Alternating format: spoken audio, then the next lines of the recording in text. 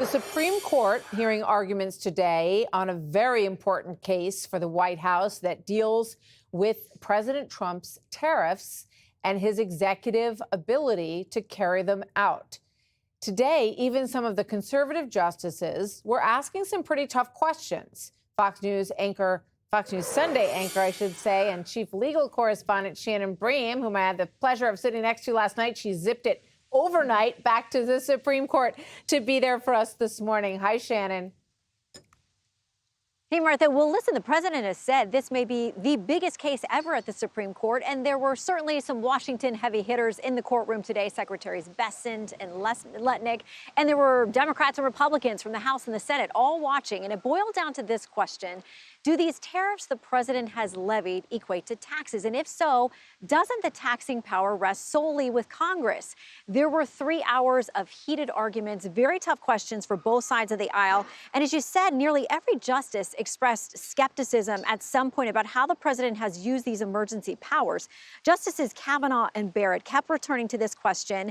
If the plaintiffs in this case concede that the president does have the power to shut down trade altogether, why wouldn't he also have the power to do something lesser than that in imposing these tariffs? Here's Justice Kavanaugh. Why would a rational Congress say, yeah, we're going to give the president the power to shut down trade? I mean, think about the effects. But you're admitting that power's in there. Yeah. But can't do a 1% tariff. But Justice Jackson argued that Congress's intent in passing this law was more about limiting the president, not giving him even more power. Here's her take.